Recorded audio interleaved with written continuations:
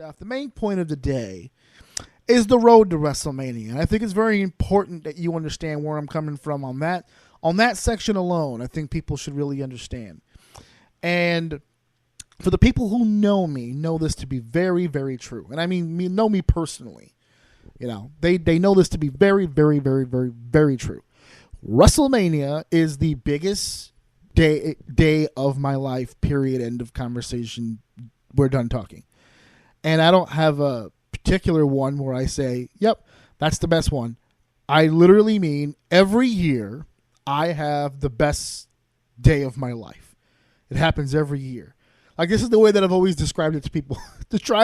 I'm trying to get these people to understand where I'm coming from. Okay? Every year I have the best day of my life. And what makes it even more fun is I never exactly know which day of the year it's going to land on, because WrestleMania changes dates every year. This year, the greatest day of my life is April 8th. That's how that works. And I know people are going to hear that, and they're going to say, well, that's outrageous. What if the card is no good? What if the show is no good? How is WrestleMania the greatest day of your life if it's shitty WrestleMania? That's what I'm here to discuss today. I want to put it into context where I'm coming from when I tell you that I think that WrestleMania day, now it's a week, like there's a whole litany of shit that goes on, but before, when it was just the day, when it was just WrestleMania, it was the greatest day of my life every year, and I'll explain to you why.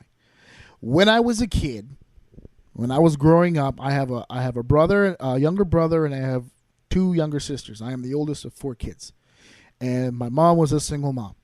And we had a lot of good times, and we had a lot of bad times, and as you would assume, and wrestling was the one thing that absolutely never let me down or turned my back on me. Now that I've been in the business, it happens to me all the time. But, back when I was on the other side of the rail living in absolute bliss, like before Neo went into the Matrix, when I was on that side, wrestling was always a part of my life.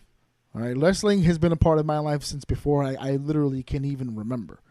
As far back as I can conceive, I have always had wrestling. The very first wrestling show I think I've ever seen was WrestleMania 4, which was Atlantic City, Macho Man winning the tournament, becoming WWF champion, beating the $1 Million Man in the finals.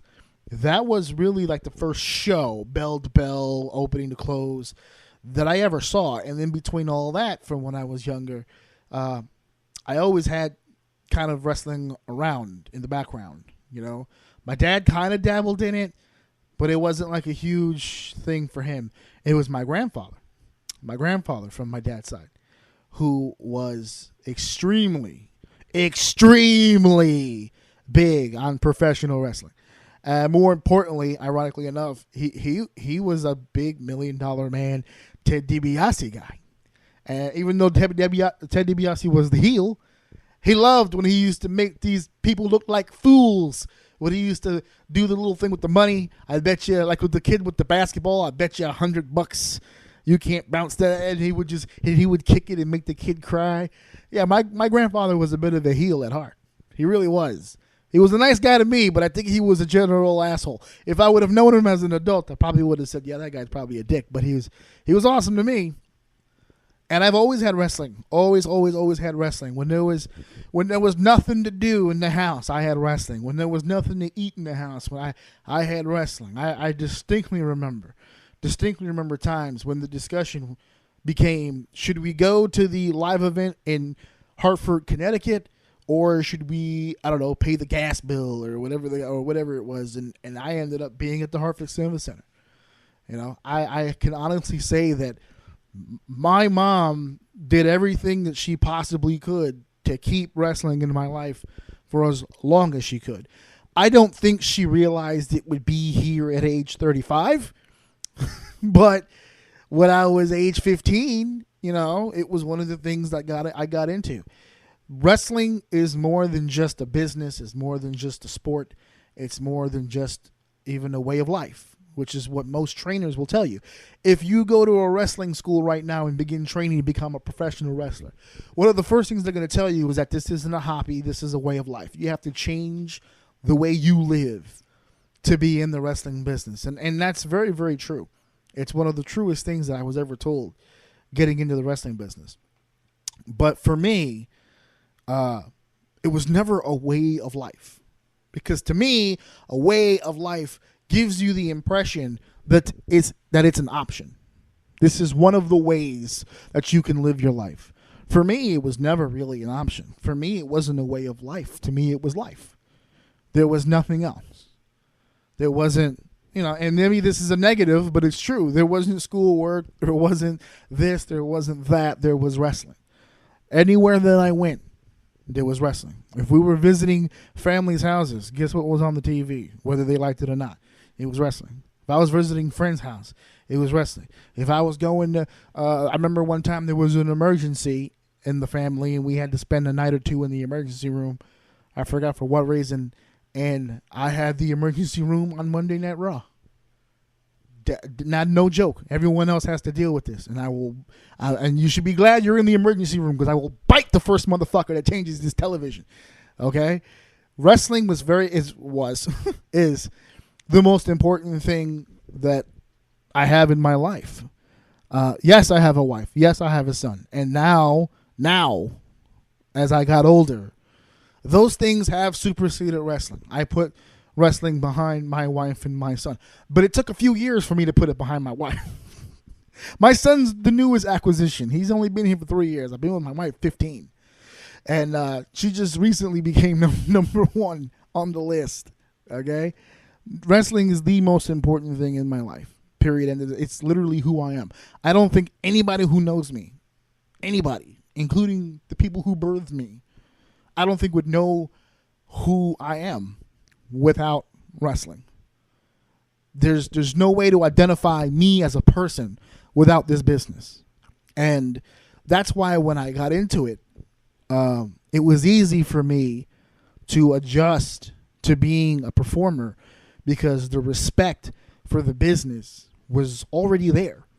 I never had a lack of knowledge or a lack of respect for professional wrestling, because by the time I got in, I had already had so much built into it that it was an easy transition. The dues for me were not only easy to pay, they were fun to pay. I wanted to pay the dues. I want more dues. When I was a wrestler, I hated winning matches. I hated it, because what happens with me is I want to make sure that the product is good. I'm not worried about me. I'm worried about the product. I'm worried about the brand. I'm worried about everybody. I want everybody to eat. It's not so much about me eating. I want everybody to eat. So my win-loss record in wrestling is atrocious, and it was atrocious on purpose. I remember in particular, I was doing a show up in Connecticut, Pro Wrestling Academy, who no longer run shows, but is one of my favorite companies of all time, because I was wrestling for them. And I remember that they were going to do a big thing with one of their tag teams. And at the time, I was a singles wrestler. And I remember they put me and another guy together to be a partner. And I think they were planning on using us as baby faces. But they were planning on using the other team as big time heels, as a tag team. So my thought process is, well, we're in a tag match, so we're in their world. Shouldn't be any reason for us to win. They felt differently. They wanted us to win. We went back and forth. What ended up happening is I ended up doing the job, because it was more important. I feel confident in my abilities and in my partner's abilities to still get over as singles. If we're in the tag team world, they're the tag team that you're going to be pushing here as one of your top tag teams. They're the ones who should be going over. And that's just the way that I always did it. I always did that as a performer. I was always worried about everybody else. I never worried about myself, ever. And it transitioned when the injuries piled up and I couldn't be a wrestler anymore. And let's face it, the skill was there. I was an okay wrestler, but I was never going anywhere as a wrestler. I mean, those are just facts. I saw the writing on the wall on that. Because like I say all the time, no matter how much passion you have, if you don't have the skill, if you don't have the ability to do it, you don't belong here. So as time progressed, I was such a team player. I got other opportunities. I got to call some matches as a commentator. I got to ring announce. I got to be an interviewer. I got to use my skills as a help, as a hand on a higher level. You know, I didn't have to just use my body and do jobs. I can help the other talent get over.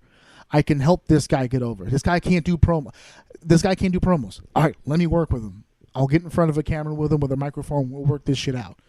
Oh, he's a great wrestler, but he doesn't know what he wants to do as far as character, as far as gimmick. Cool. I'll personally I'll DM this guy. Here's my fucking address. Come to my fucking house. Let's fucking talk gimmick. Let's talk characters. Let's get you on the right track. Oh, this guy is a good wrestler. This guy's a talented, right? He's got all the right moves. He's got the right gimmick. He's not getting any exposure. He doesn't know how to expose himself. Cool, bro. Grab your gear bag. Hop in my fucking car. I'll drive you to the next fucking town, and we'll get your ass over. I've done that for years. For years and years and years. If you go to my YouTube channel, all it is me talking up other people. I don't have one promo. Or all I'm talking about is me. All I ever talk about is other people, which is how we came across this podcast. Because when the bookings had to come to a halt because of all my personal stuff, it was either do the podcast or just basically be out of the business, quit altogether, and just go on with my life. And that was something I didn't want to let go of, and it's something my wife refused to allow me to let go of. Hence why we started the show. So my road to WrestleMania is very important to me. WrestleMania is very important to me because WrestleMania is the show where the best of the best of the best perform. Okay? You may agree or disagree with that statement because in 2018, the word best is very, very, very loose. Okay? Everyone thinks that their guy is the best, as opposed to everyone thinking the one guy is the best. We're in a different world now. We're in a different time. But I'm 35 years old. This is WrestleMania 34. For as long as I have been alive, WrestleMania has been either the sport or in the conversation of the sporting event of every year since 1985. It's an institution. It's where all the people who work and bust their ass and train and diet and hit the roads and deal with bullshit promoters and deal with bullshit physicals and have years taking off of their body and have ambulances carry them off into the hospital just for them to pay a surcharge to get out of the hospital so they can hop into a car and limp to the next show where they're only going to make $40 to wrestle in front of 100 people who didn't give a fuck he was there in the first place. That's the show for them. I'll never forget. I'll never in my entire fucking life ever forget words that Mick Foley spoke to me one time at a show. I was working a show with Mick Foley, and Foley told me, the thing about WrestleMania is this, is that you work your whole life. We're talking about 10, 15. For some people, it was 20 years that you work day after day, hour after hour, sweat, blood, tears, broken bones, time away from family, every sacrifice that can be made. No birthday parties, no weddings, no funerals, no saying goodbye, no nothing. Working is all you have. You do all of that. And then you show up to WrestleMania, finally, your first WrestleMania. And you go over to the board to see where you're at. And you're match 3. And you got a total time of about 15 minutes. And he looked me right in my face and he says, 20 years for 15 minutes. I'll take it. That's how important this show is to people. That's how important it is. And I know that people are going to disagree on the card, and they're going to disagree on which match is going to be the best and which match is going to suck. And, oh, this card looks like trash, and fuck WWE, I'm a New Japan guy, or whatever the case may be. And all of it is correct. If that's how you feel, fine, that's how you feel. You'll never hear me change that shit. It's all about whatever you guys want to fucking do. But for me, WrestleMania is the show of shows. My holy day of Sabbath, as I always joke around in the house and say. This is the one day of the year I cannot be fucked with. I can't. You can't piss me off. It can't be done. I'm too happy. It's WrestleMania Sunday. I wake up in the morning on WrestleMania Sunday the way kids wake up on Christmas Day. This is the one day of the year where you get all the gifts that you've been working for all year. You were a good little boy. You were putting in all this time. Me personally, I put in all this time doing my schoolwork. I put in all this time to do my regular work.